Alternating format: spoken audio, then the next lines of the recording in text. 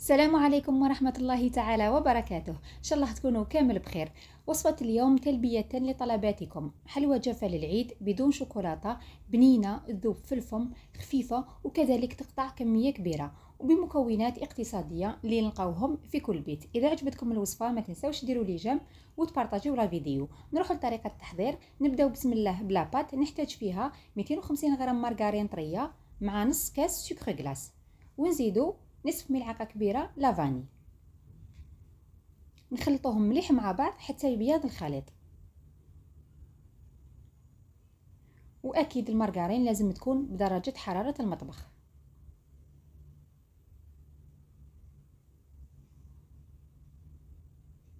وكي نشوفوا باللي الخليط تاعنا ضعف الحجم تاعو، نزيدو 2 حبات بيض، نديروهم بالتدريج.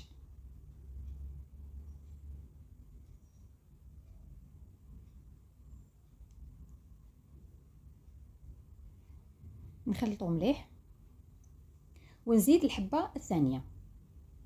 وحتى البيض ما لازمش يكون بارد، لازم يكون بدرجة حرارة المطبخ.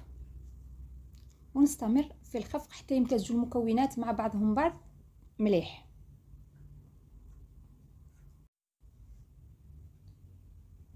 نتحصل على خليط كريمي يكون بهذا القوام كما راكم تلاحظوا. الان نضيف المكونات الجافه. عندي كذلك نص كاس مايزينا اي نشا، والفرينه نديرو بالتدريج، مع نص كيس خميره كيميائيه الوزن تاعو 5 غرام. والفرينه دائما نغربلوها قبل الاستعمال هكذا باش يجي الكاطو تاعكم مهوي من الداخل.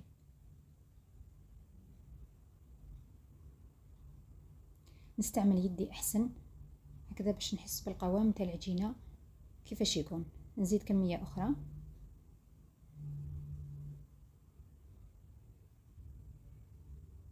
ونلم حتى نتحصل على عجينه تكون طريه بهذا الشكل كما راكم تلاحظوا امامكم. كي تدخلوا صبعكم يدخل بكل سهوله، ولا دو كميه العجين وحاولوا تشكلوها في يدكم، ما لازمش تكون تتفتت، ولازم تخلوها طريه مليح باسكو فيها المايزينا تنشف لكم. الان نوزنها كريات وزن 35 غرام. هنا 35 غرام، الحبات راح يجوكم كبار مليح. اذا بغيتوهم صغار ديروا 30 غرام. يكونوا بهذا الحجم.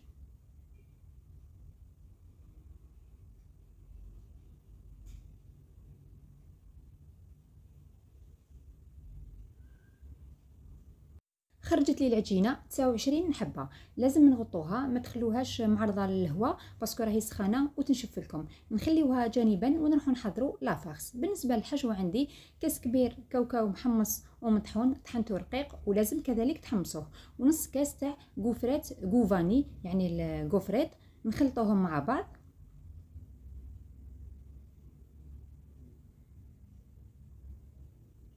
ونلمو بالمعجون.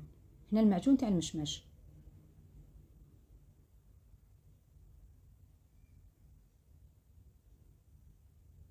نزيد كميه اخرى. لم حتى نتحصل على اون بات.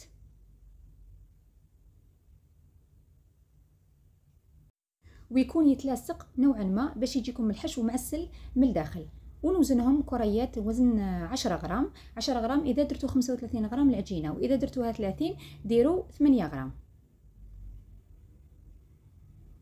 وهنا البنات كما راكم تشوفوا انا راني بديت نشكل فيهم ديجا، راني درت السنيوه الاولى طيب، وهذه الزوجه. نحكم العجينه نحلها هكذا دائره وندير داخلها الحشو. نغلقوها مليح ونغلقوا كامل هذوك التشققات، ما لازمش تخلوا لافاكس تاعكم تبان. ونعاودوا نشكلوها دائره في يدنا حتى تولي هكا، يعني ما لازمش تكون العجينه كامل مفتوحه. من بعد نشكلوها يعني نحلوها هكا انبودان طويل ونديروها شكل هلال. يعني الطريقه جد سهله وواضحه. نزيد حبه واحده اخرى.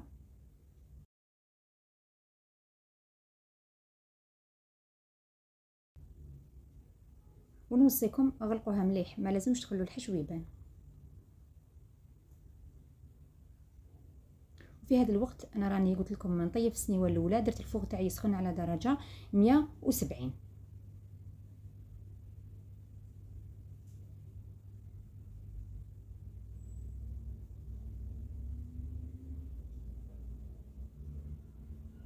نشكلوها بهذه الطريقه وندخل الكاطو تاعي يطيب. في الاول نشعلو من التحت فقط حتى كي نشوفوا الحبات حماروا من التحت نطفوا عليهم ونشعلوا لهم من الفوق يدي تحميره خفيفه. انا نطيبو ونوريكم الشكل تاعو بعد اللي طاب. والكاطو تاعنا راهو طاب، الريحه تاعو راهي تشهي ما شاء الله، يعني واحد الريحه هايله. اذا شفتوه تشقق لكم شويه مع الاطراف عادي، من بعد نرمدوه نخليه حتى يبرد مليح باش نديروا له المعجون. كما راكم تشاهدوا هنا عندي كذلك القفرات اللي كنت استعملتها في الحشو طحنتها باش نرمد بها، والمعجون تاع المشماش نمسحوه مسحه خفيفه، ما تكثروش بزاف المعجون باسكو هو راهو طري، واذا زاد تشرب المعجون يولي يتفتت وحده. نصراحكم البنات ديجا انا هنا في هذه المرحله راهم تكسروا لي 2 حبات. كي كثرت المعجون من بعد رحت نرمدو الحبه ولات تتفتت وحدها.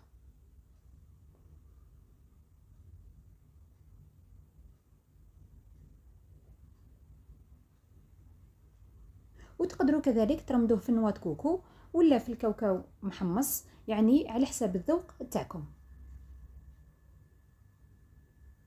ونغطوا الفراغات. تزيين جد بسيط تاع حلوه يوميه اللي نقدموها مع القهوه. نزيد حبه واحده اخرى، نمسحوا الحبه من الوجه ومن التحت يعني باش نرمدوها كامل.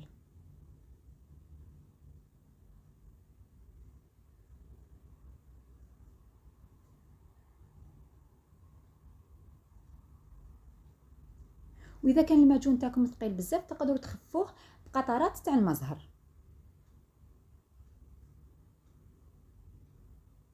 ما تكثروش بزاف المزهر، قطرات فقط. انا نكمل بنفس الطريقه مع باقي الحبات، من بعد نديروا الكاطو تاعنا في طبق التقديم ونقسموا الحبه ونشوفوه كيفاش خرج من الداخل. ووصلنا لنهاية وصفتنا لنهار اليوم. الهليلات الجو ما شاء الله يذوبوا في الفم الطريين بحشو معسل والبنة ولا أروع. نقسم لكم الحبة باش تشوفوهم كيفاش خرجوا. شوفوا البنات يعني الصورة راهي أمامكم، الحبة راهي تنقسم وحدها وطعمهم ولا أروع. نقول لكم جربوهم، متأكدة راح ينالوا إعجابكم، واللي ذوقهم عندكم راح يطلب منكم الوصفة. نلتقي بإذن الله في وصفة أخرى. أستودعكم الله والسلام عليكم.